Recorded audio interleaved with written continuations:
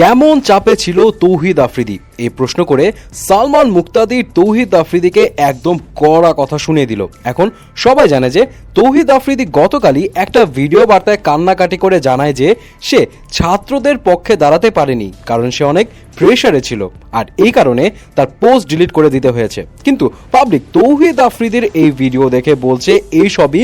মায়া কান্না। এখন কাকুতি মিনতি করে যা করছে তার জন্য মাফ চাইছেন। এই ভিডিও আপলোডের পরপরই মানুষের তৌহিদ আফ্রিদির প্রতি মায়া জন্মানোর বদলে তৈরি হয় এক ধরনের ক্ষোভ, এবং বিষয়টা নিয়ে এখন দুটো এজেন্ডা তৈরি হয়েছে। নাম্বার ওয়ান, সে কিসের চাপে ছিল, এবং তৌহিদ আফ্রিদির এই ভিডিওতে এখন একটা স্ক্রিনশট খুব ভাইরাল হচ্ছে, যেটা সালমান মুক্তাদিরের কমেন্ট, যেখানে সে লিখে, তুই নিজে আজ করলি শেখ হাসিনার সাথে আমি দেখা করব নাকি, আমি বললাম না, তুই বললি তোর হাতে এই ফুল দায়িত্ব, তুই সিলেটে বলছিস তুই মন্ত্রী হবি, সব রাস্তা ক্লিয়ার, ইভেন পলক ভাই ওয়াজ জেলাস অফ ইউর সাপোর্টার, তার মানে তোর ভালো পাওয়ার অ্যান্ড লিঙ্ক ছিল। তোর ভিডিওগুলোতে সব উপরের মহলের মানুষকে তুই নিজে বলছিস সবাই তোর রক্তের আপনের থেকেও বেশি আপন, বড় ভাই, চাচা, চাচু, মামা, খালু, অ্যান্ড ওরা সবাই দেশ মানুষের ন্যায়ের পথে চলে, তাই তুই ওদের লাভ করিস। তাহলে কে এক্স্যাক্টলি কি টাইপ চাপ দিছে যে কারণে তুই মিউজিক লাগায় কাঁদতেছিস, একটু ক্লিয়ার কর। কজ আমি তোকে অনেক আদর করি,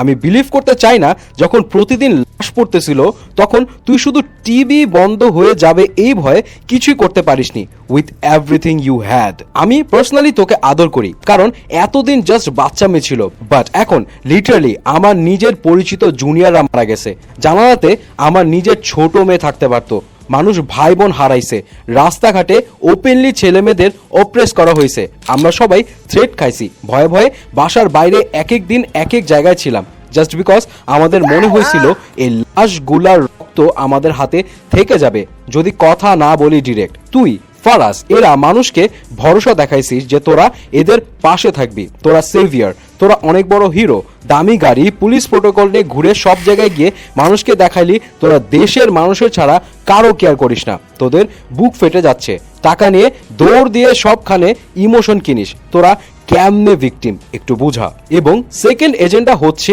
অনেক ইনফ্লুয়েন্সাররা তার নাম মেনশন না করেও এখন বলছে সে ওই প্রোটেস্টের সময় যখন ক্রুশিয়াল মোমেন্ট ছিল, যখন স্টুডেন্টদের নির্বিচারে মারা হচ্ছিল, সে সময় শেখ হাসিনার সরকারের পক্ষ হয়ে ক্যাম্পেইন করতে চাইছিল, এরকমই একটা ইঙ্গিত দিয়েছেন।